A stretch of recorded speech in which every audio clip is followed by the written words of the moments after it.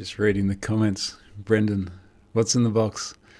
It's not exactly what Brendan said. Brendan did say what the something else is in the box, but I'm being a little bit cautious about what I say now while I try and figure out why some of my videos have been not available in restricted mode. I'll come back to that. I'll talk about that more.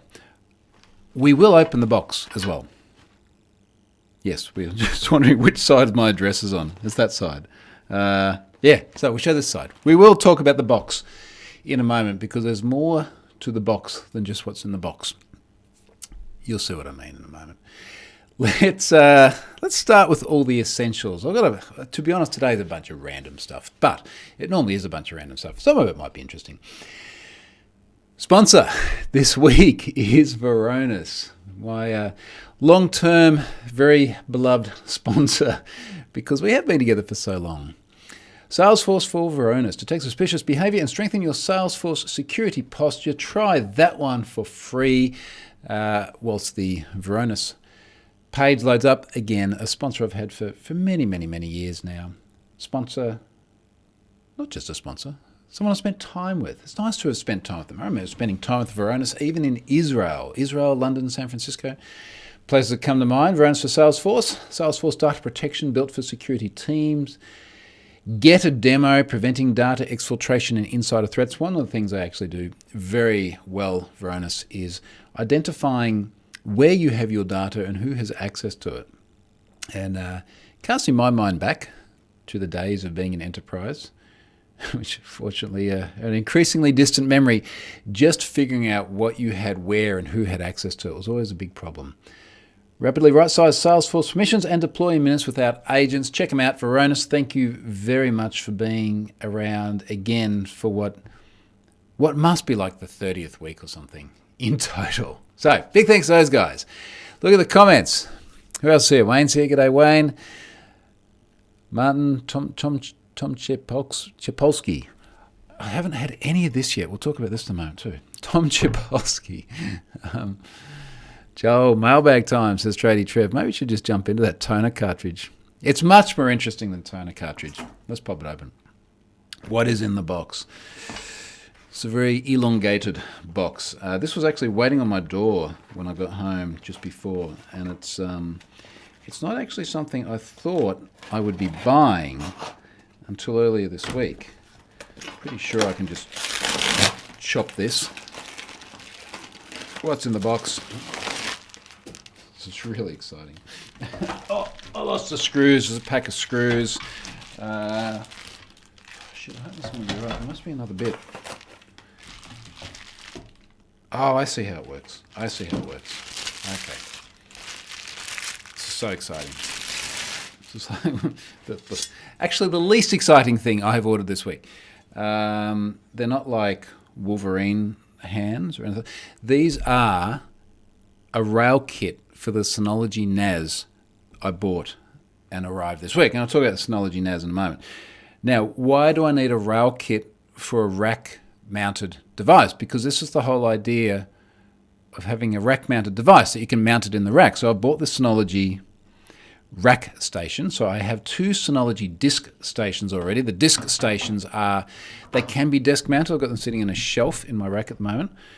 I'll talk about why I bought the Synology and what it does in just a moment, but I've bought it and I've pulled it out of the box and I'm reading the instructions, which is unusual for me, but I thought, it's an expensive piece of gear. I'll read the instructions. And it's like, okay, so what's in the box? It's like 2 power cables because there's a redundant power supply, some bolts, the brackets to mount on the front of the rack station. But if you want to mount it in the rack, you have to buy the rail kit. Why is it rack mounted, but it doesn't come with the stuff to mount it in the rack? And then these are like $70 or something to go and get these.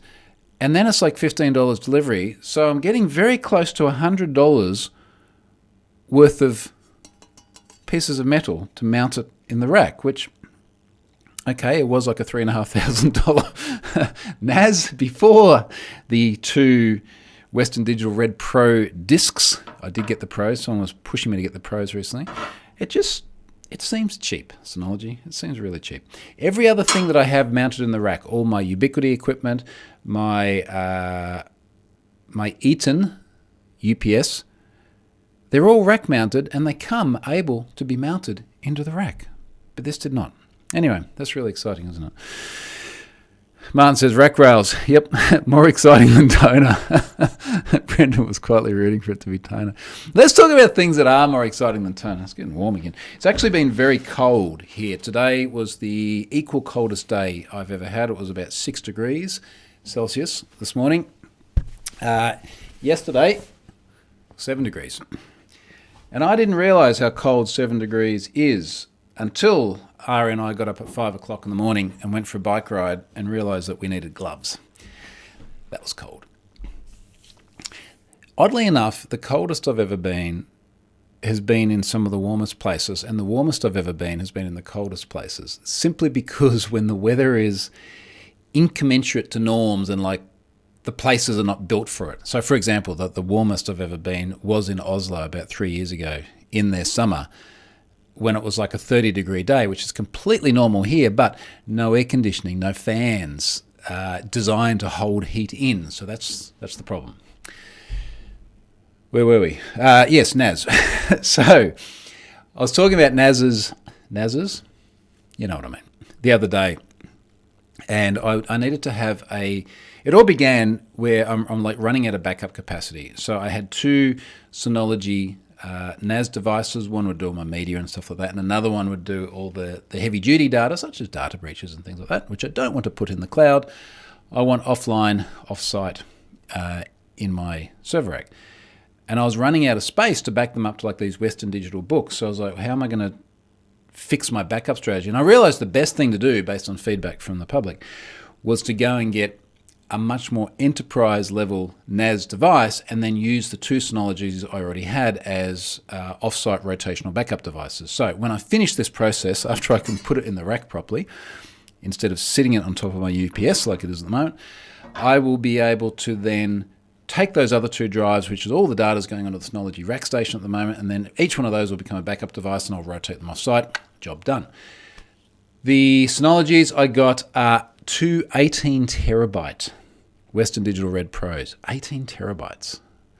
Every time I get discs for something like, I think the last time I bought big discs was for the UNVR for a Unify Protect to record onto, and they were like 12 terabytes. And I was like, holy shit. This is why my videos get flagged. Holy shit. This is massive, like a 12 terabyte disk. And now they're 18 terabytes.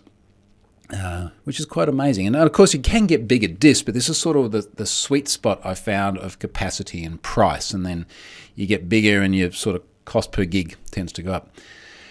So, look, pretty straightforward. Basically, like slip the disks in. I can put some NVMe drives in there to act as a cache as well. I do have a couple of spare NVMEs in the cupboard, so maybe when I take this thing out in order to install the rails, I'll actually put the NVMEs in. And look, I mean, I think Synology as a NAS is just consistently does exactly what you expect it to do. Pretty user-friendly, easy to set up. Job done there. Now I'm going to share some other EOFY spending for those of you from other parts of the world. EOFY, end of financial year. As we get to the end of June, our financial year ends on 30 June. New one starts 1st July. There is this, I guess there's a marketing push to spend your money now. I can't remember if I talked about it last week or not. I'm going to talk about some financial things today. But the idea of end of financial year spending is not to go and spend money that you would not have spent otherwise, because yes, that reduces your tax bill, but also you have less money. But rather, $1 that I spend today, I can deduct effectively 11 months earlier than $1 that I spend next month. So this will fall into the tax year now. So legitimate spending that is necessary for the operation of the things that you do to earn income makes sense to spend just a little bit earlier. So I'm going to talk more about some of the other things I've got in just a moment. Brendan says it's 10.4 down here in undisclosed Valley, Victoria. Now, I'm going to be in Victoria very soon. In fact, my next 4 weekly updates are going to be from either Victoria or Tasmania. So there's going to be a lot in other parts of the country there. Some of those places in Tasmania are actually below freezing at the moment. So that's going to be fun. In fact, some of those places in Victoria we're going to go very, very close to zero at the cold time. But I think, Brendan, for folks overseas, it's 5:20 in the afternoon at the moment. So 10.4 is quite chilly there. We are at 16 here on the Gold Coast at the moment. Brendan says someone's probably made an adapter for this station where you can just throw an Apple wheels on it. Oh, they were the ones that were like $500, weren't they, for the wheels? Yeah, because Tradie, I got to get an order here. Tradie Trev's talking about wheels. Note to self, says Brendan. Blow a giant hole in the ground and call it Redacted Valley. Joel had 2.6 Celsius at 10:31 yesterday night. Whereabouts was that, Joel? That was... Well, I was going to say it's not Queensland, but we do have parts of Queensland that get below freezing, somewhere like Warwick, but definitely wasn't the Gold Coast. Trader says, good luck getting a new vehicle at the moment. They are stupid prices. Yeah, everything vehicle-wise is very stupid prices at the moment. I like to look at the car sales app. I'll give you an example of how stupid prices are here at the moment. The things that people are trying on. Now, mind you, it only takes one person to go, yeah, that seems okay, and a stupid try-on price suddenly becomes something that makes kind of sense. Now, I'll give you a good example. There you go. A 2021 Mercedes-Benz AMG GT Black Series. Now, I do like the AMGs.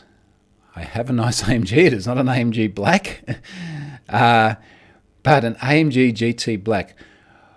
$1.795 million someone wants for this. Now, that is a very limited number. I think we've got about 10 into Australia, but that is just stupid. That is just stupid. Wow, someone's actually got a 2022 Ferrari SF90 Spider, $1.5 million. Okay, super exotica, but I'll give you a good, I know I've gone way off topic here. A really good example of something much more mainstream, which I see around on the road every day, that has just gotten really stupid, is a G-Wagon. So, particularly an Amg G63 G-Wagon, $500,000 for a G-Wagon. And it's got 10,500 kilometres on it.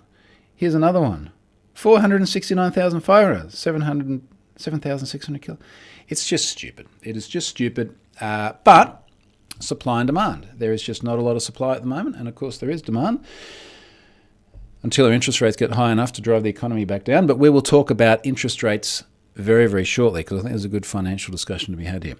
Other things that were on the list of items for end of financial year. I've shared a tweet thread the other day about the Raspberry Pi rack. In fact, the Raspberry Pi rack-mounted brackets, I guess. Now, these are actually really, really cool. Now, these were sent to me by myelectronics.nl. They saw me tweet because I was asking if anyone had a good solution for rack-mounted Pis. And the reason for this is it's basically just a little cleanup exercise. So I've got one Raspberry Pi for my Pi hole, one Raspberry Pi for my home assistant automation, and they were sitting on a shelf in the rack. And it's not that there's anything particularly wrong with that, but it just wasn't really neat, and then the cables were coming out and then they'd move around a bit on the rack when I opened the door.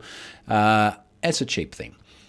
So in my research, I did actually come across this particular company, myelectronics.nl, and I saw the products and I was like, this looks really cool, but NL, the Netherlands, is like literally the other side of the world, and I kind of moved on. And then they reached out and they're like, hey, look, we ship everywhere in the world. Could we send you some sample units? And I was like, yeah, okay, fine, you can send me stuff. I'm going to be kind of honest about them, if I like them or not like them.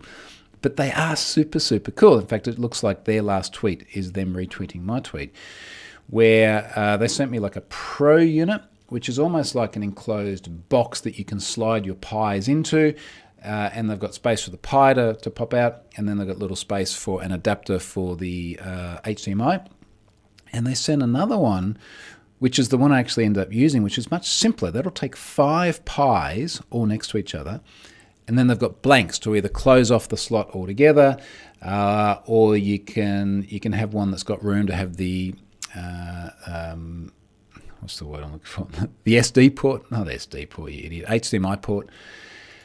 I've ended up using that one, and I've got a photo of it here in my rack where it's like blank, blank, Home Assistant, space for the USB for my Conbi Zigbee dongle to pop out, and then I've got the Pi hole next to it, and then another blank. And I just put them there because they worked out in the perfect position to then have the Ethernet cables going into the switch. I put PoE hats on them as well, so these shipped with adapters to be able to perfectly fit my PoE hat and then mount it onto the rack face device that mounts into the rack.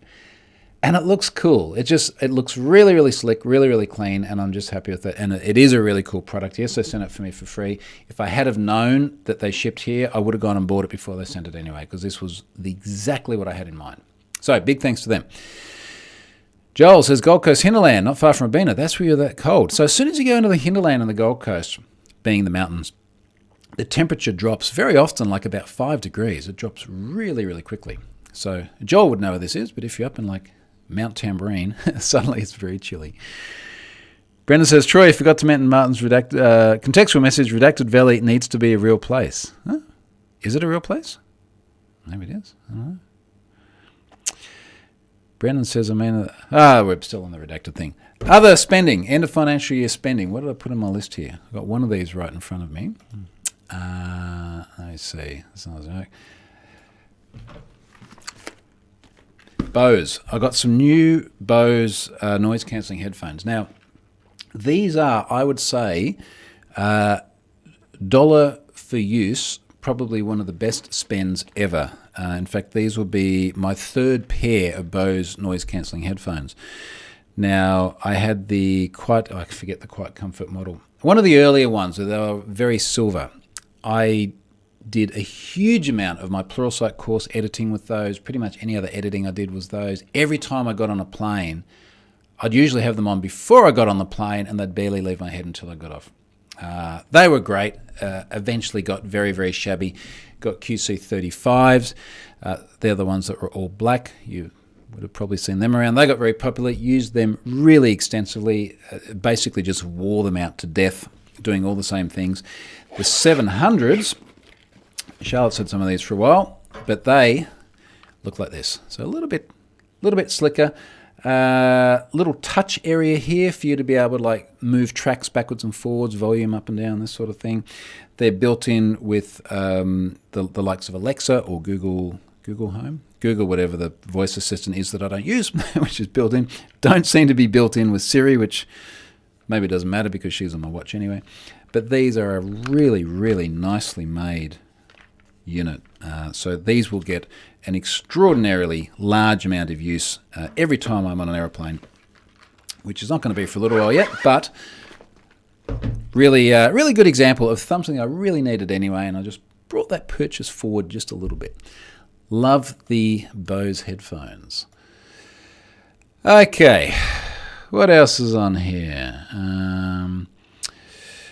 Brendan's talking about cars. Ford Territory series isn't ridiculous. Well, of course, they don't make those anymore, but isn't ridiculous. 2011 model, 158,000 K on the clock, going for 14,900 is ridiculous. It does seem like a lot.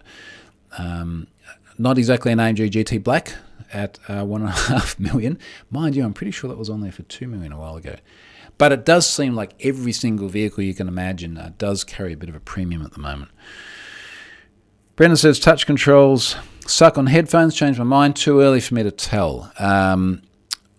My original gut feel when I put these on and started playing with them was I did miss the tactile buttons. I think there is a really good argument to be made for tactile controls. One of the reasons I'm less keen on the Tesla big display, and yes, I've driven a bunch of them, but maybe I need to live with one. I do like buttons I can touch and grab. But probably a bit different when you're in control of a motor vehicle and you really got to be watching where you're going and you want to just be able to reach out and just have stuff easy to hand compared to sitting on a plane with your headphones on. Okay, so other things. other things. What is in here? Oh, yeah, I was holding this bottle of tequila before. I'm not entirely sure why I brought this up. We were just out doing the shopping just before coming back here, and Charlotte said, it'd be really nice to have margarita later. Feels like a warm weather thing. It's either a warm weather thing or one of those weeks things. And we went to the bottle shop and we were asking for this Australian tequila and they weren't sure what we meant. And eventually we found this, which we've had before. This is Volando. Now it turns out if you read it the right way, which is actually, they've got like the darkest colour writing on a really dark label. But there's all these Australian logos over it. But it says Australian owned. And then if you read it, God, it makes me feel old. It's like turn the light on my phone and hold the bottle just the right way so you get the contrast just right. And it is, here we go, something about Mexico. From the highlands of Mexico emerges a sweet, okay, Australian-owned company that grows, I assume, agave in Mexico.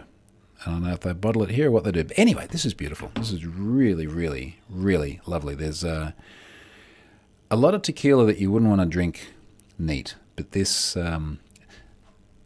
why my videos get banned. It's not that I sit around drinking tequila straight out of the bottle, but for something like a nice margarita. Anyway, that was very nice. We shall sample that shortly. I have definitely not been sampling it yet. The cap is still there. Now, on that topic, let's mix this up. So, my videos, I tweeted this just before. Someone actually reached out and they said, we have to run YouTube in restricted mode, which is not something I've given a lot of thought to before. I think I knew this was there, but I guess I normally think about it in the context of child-friendly content. But he said, look, a bunch of your videos don't show up in restricted mode. And these are videos like this, live weekly updates. And I was like, wow, this is really weird. And I went and checked because you can go and put your own YouTube into restricted mode. Having seen what happens when it is, I don't recommend doing it. But the last video that I actually had, which is up here, was, well, it's interesting. My breach disclosure blow by blow is there. That was a month ago. But then it's like weekly update 283, and today is 299. Going to be in Victoria for 300. How about that? And then before 283 was 281, and before that was 270. And I don't know what it is that's causing YouTube to somehow skip them. I thought, oh, maybe I said a naughty word or two in some of them. And I actually went through the transcript of a recent one and searched for it. And certainly the transcript, which is automatic, didn't have any of the naughty words in it. And then someone said, well, maybe you're drinking beer, and they cut out if you're drinking alcohol. And I assume also that there's algorithms that do this. It's the AI bot or something. And I was like, well, if I was, that would only be half of them at most, because I do the other half in the morning when it's like coffee. And also, I was only holding that bottle of tequila. I wasn't drinking it, so is it going to chop it? If you know what causes my videos to be excluded for people running in restricted mode, I would love to know the answer, because there must be something that it's picking up on. Now, having said that, I don't think it's a big problem, because it's the first time I've ever heard it in years and years and years of doing these. So, like, sorry to the one person that's having trouble watching them, but I'm just curious. What is the answer? Tradie Trev wants me to crack her open. I'll crack it open, but I'm not drinking it. Not like straight out of the bottle. So the reason we ended up with this one is, you know what it's like. We're like wherever you are in the world, unless your drinking laws are completely different to Australia. You know, occasionally you'll wander past your local bottle shop, and there will be like a taste testing out the front. There's some very nice Margaret River wines the other day, and we walked past. I don't know, it must have been like 18 months ago or something. And they were doing these taste tests as tequila. And we're like, yeah, why not? It's like, we're here. Ooh, that's nice. We'll give it a go. And, anyway, they had this tequila. And it was lovely. This one. Oh, is lovely. There you go. it will survive at least until the end of this video before it gets sampled. Martin says he agrees, has some buds and multi-touch isn't great. On full headphone is different engineering and tactile is better.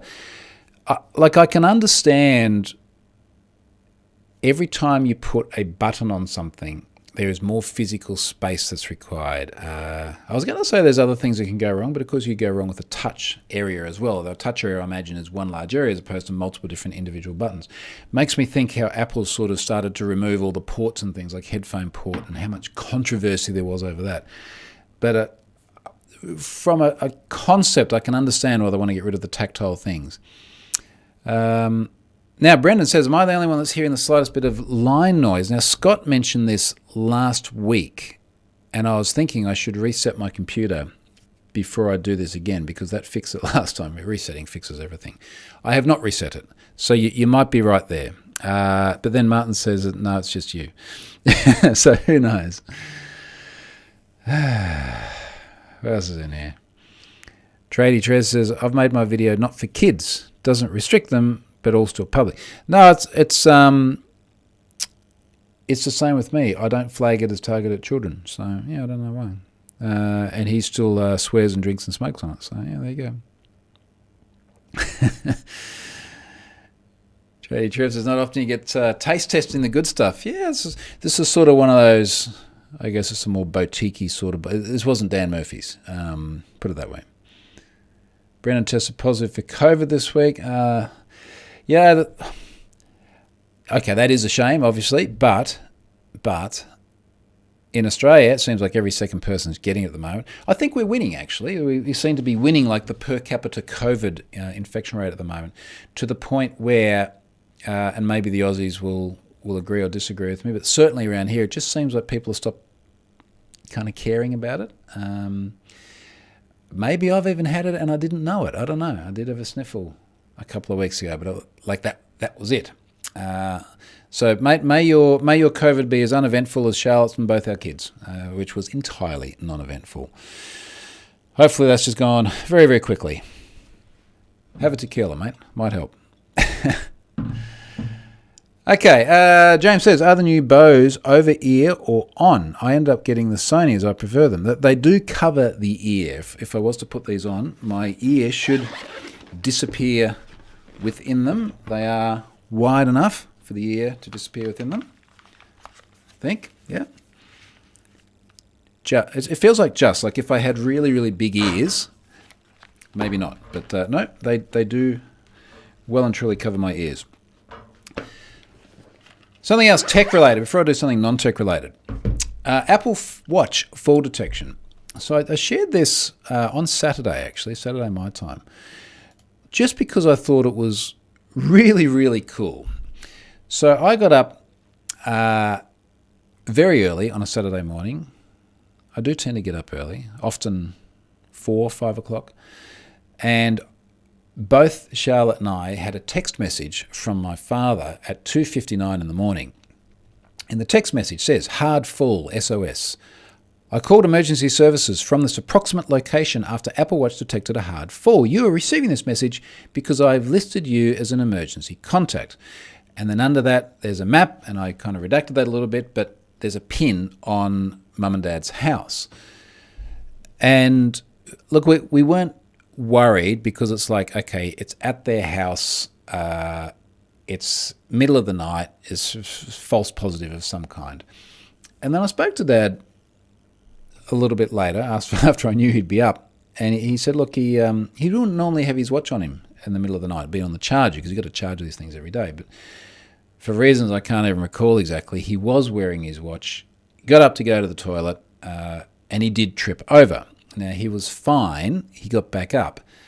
But it detected the fall. If you've got an Apple Watch and you've seen how this works, when it detects a fall, it starts beeping and giving you alerts. And I know this because the number of times I've literally just jumped into the pool and it's gone off. Because it's smart, but it's not that smart. It can't really tell the difference between I've just had a crash on the wakeboard, happens a lot, versus I've just had a crash on a mountain bike and I'm actually properly hurt. So you can, of course, dismiss the alert, but if you don't dismiss it, i.e. you have been knocked out and you're actually hurt, it does say, look, it's going to call emergency services and everything. Now, I have never seen this happen where it actually calls it myself, and I have never seen anyone else with it work. So this was the first time. So I was speaking to Dad, and he said, he tripped over, and he said very shortly after, he got a phone call from emergency services, which I assume was, is it like the opposite of calling Triple O? Like Triple O calls you? So if you're from, let's say from the US, that's like 911. So they called him, and he's like, no, I'm fine. And they're like, okay, cool, thanks. And we then spent about the next 6 or 7 hours trying to figure out how to get it to stop continually sending me updates on his location, because this is the other thing it does. So after it detects a fall, it obviously goes into like fall mode, so that if someone is actually injured and let's say emergency services comes and gets them and they're taking them to hospital, it can tell the emergency contacts where they are. I thought, this is awesome. This is really cool, because if it was legit, let's say he had fallen over and Mum wasn't there and emergency services came and he's unconscious and they've got him and they're taken to hospital, I would know.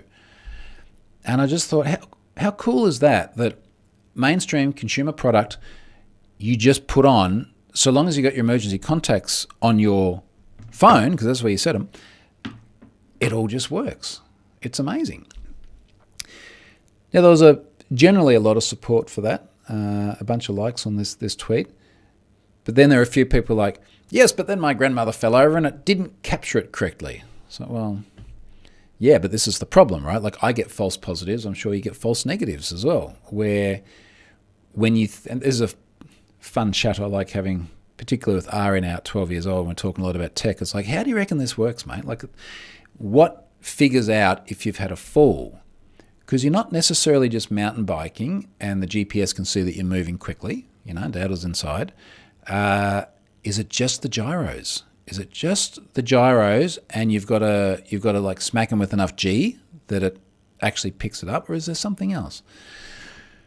Anyway, I think it is an amazing piece of technology, amazing time to be alive. Of course, it's only going to get better and more reliable, but I thought that was really neat.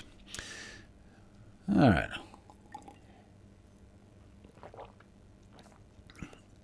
Everyone's going to have a tequila. I will later. I'll tell you what, I will send you a photo. I'll tweet a photo of the margarita that Charlotte makes. She does make a lovely margarita. So that would be nice. Okay. Next thing on here. Now, this is completely non-tech related, but it pissed me off. And I tweeted it. And then I got into arguments with people. Some of these responses. It has been a strange time in recent years because of the COVID situation. Interest rates, which on the one hand sounds like the most boring thing ever. On the other hand, is actually something really, really important to understand. Now, I didn't actually put it in this thread, but I wrote a blog post. I'll drop it into the live stream here. And what did I call it? Something like Troy Hunt Financial Tips. I wrote this blog post, 31st of December 2018. Now, there's a bunch of stuff I didn't write at the time there, which was going on in my life. And it did, with the benefit of hindsight, it's made me actually realize how important this blog post was. 10 personal finance lessons for technology professionals. And it was, very often I write blog posts like this to reflect and to get things straight in my own mind. And of course, also I'd like them to be useful for people. And it was very much around the things that I had done in life that had worked out well financially. And I'm happy with the way things have worked out, let's put it that way. And a large part of this is like basic financial literacy.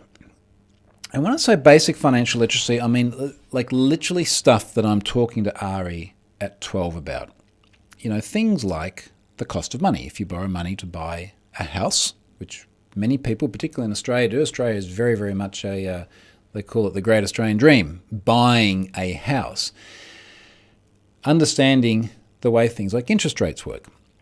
And the way it works in Australia, and one thing I learned from this process is that it is a little bit different in different parts of the world. The way it generally works in Australia is you have either a fixed rate or a variable rate. And a fixed rate is fixed for a period of time. And this is one of the things I've learned seems to be quite different overseas. Now, someone in Australia is probably going to tell me I'm wrong and that there are other ways of doing it. And I've never actually had a fixed rate loan. In this blog post, I talk about buying investment properties. I bought a lot of real estate when I was younger, which worked out real well. And everything was a variable rate, simply because I figured the banks will always give you a fixed rate at a point that they are confident enough that they will make money on. A variable rate, by its very nature, fluctuates. Fixed rates generally are fixed for a period of time. So I gave someone an example. If you go to Westpac at the moment, they'll give you, I think it was like 4.8% fixed for 2 years. What happens in 2 years?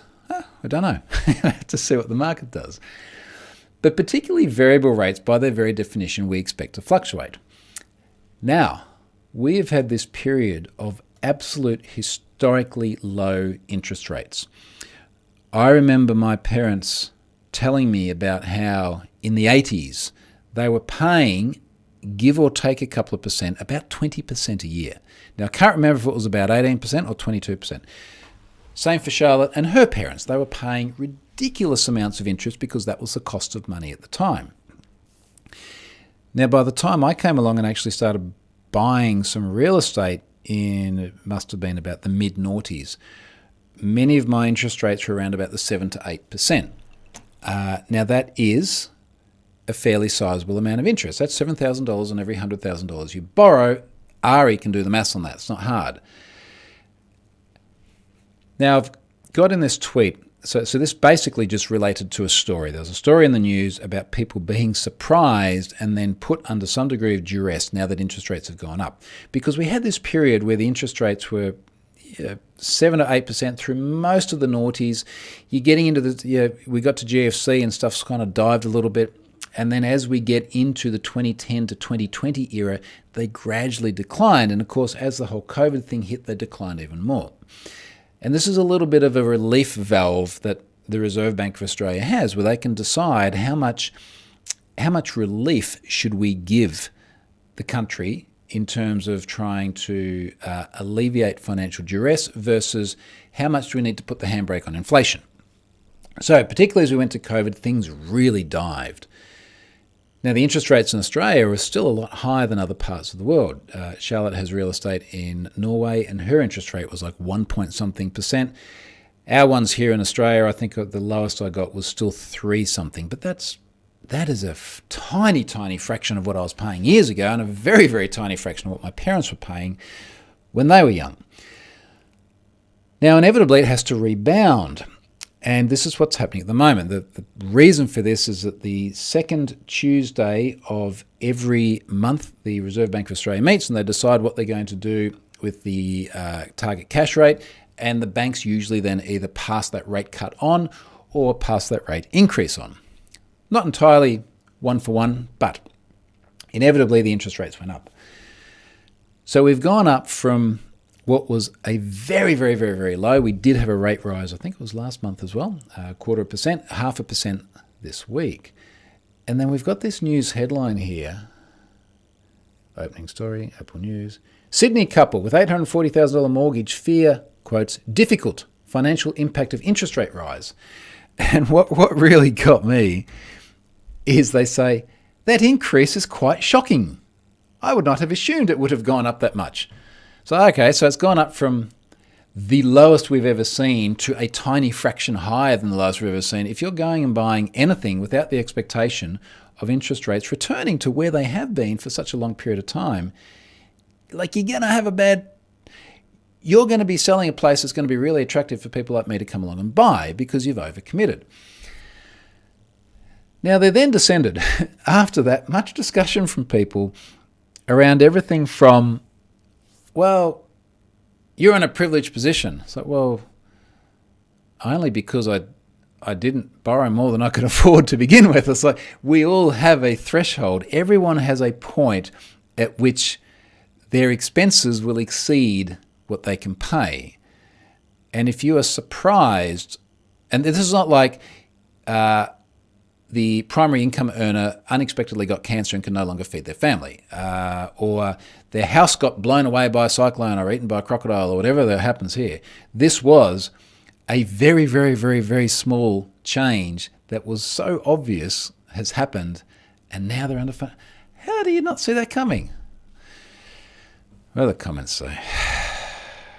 Brendan says, buying a house. What about buying an entire data center? Tradie Share says, I was always told an apprentice bricks and mortar, always a solid investment. Told as an apprentice. I feel like this could... Maybe one time in the future we should do that. I was going to say I feel like this could be an entire live weekly update one time. So,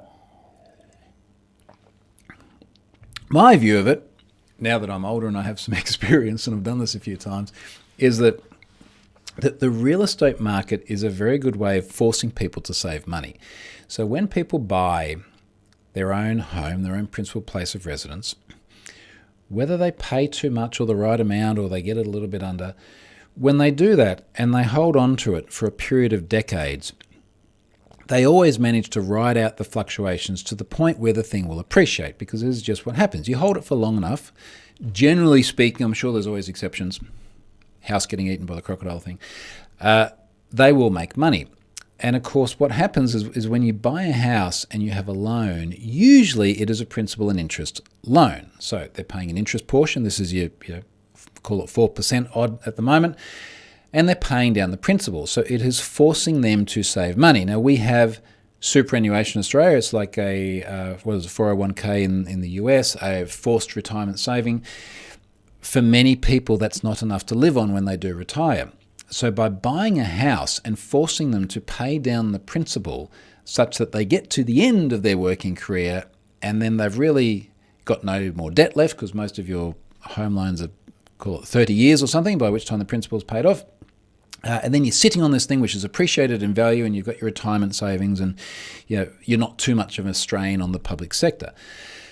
So that's good. Now, whether or not it's always a safe bet, as Tradie Trevor's put it, we've certainly seen a lot of things. What do you say? A solid investment. We've certainly seen a lot of cases where property has gone down. I have certainly bought real estate in the past which has gone significantly down, particularly places that were bought new off the plan. And I've got a couple of places where I have to go and pull the figures again, but they dropped like 30% kind of thing, like extraordinarily large amounts. So you can certainly stuff it up, is the point. But anyway, I think it's a really, really interesting area. And as I sort of said in this thread, it's like it's a financial.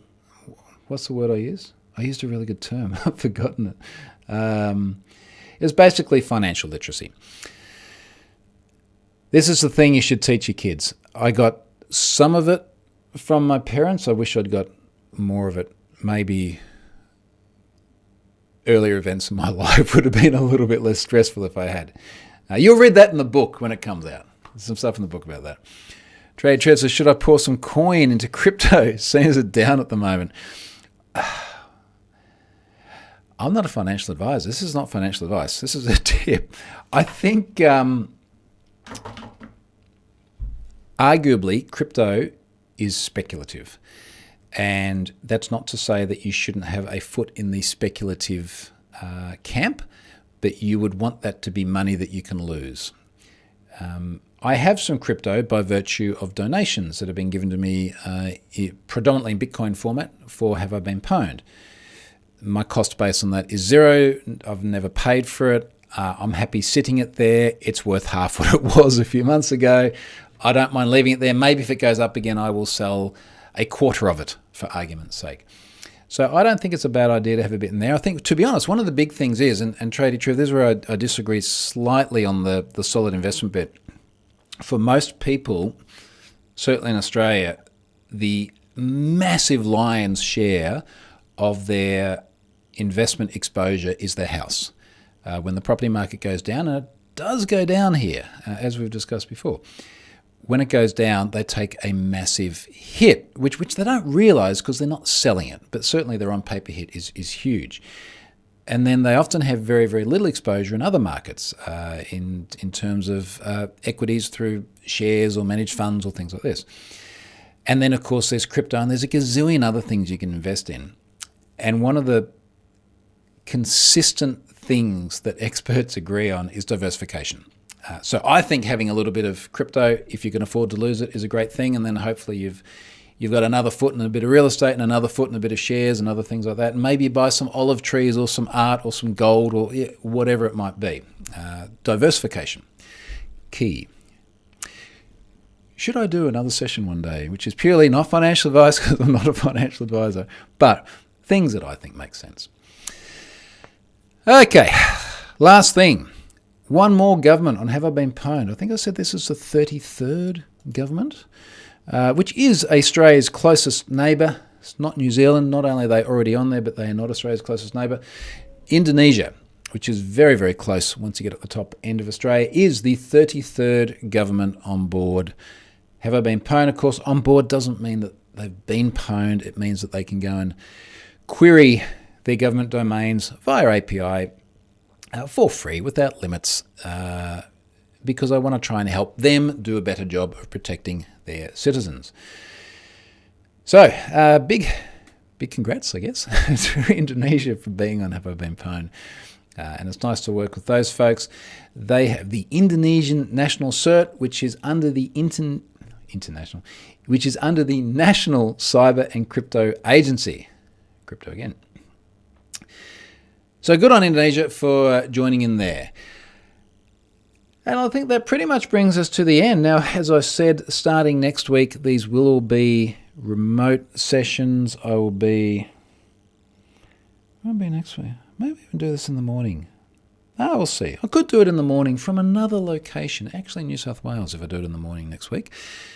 We will be doing a bunch of travelling, a bunch of driving. I'm going to share some pics and things of that as we go through. Trev appreciates the honesty there. Maybe that's about the crypto. And seriously, do drop me comments or send me a DM or a tweet or something like that if you think we should do something that's just around the money side of things. At some point in the future, I would like to do that. I just think it's something that is enormously important. It can be boring as batshit, but it can be really interesting, and it's something that we all can probably have a better grasp on. Have an awesome weekend wherever you are in the world, and I will see you next week from somewhere further south.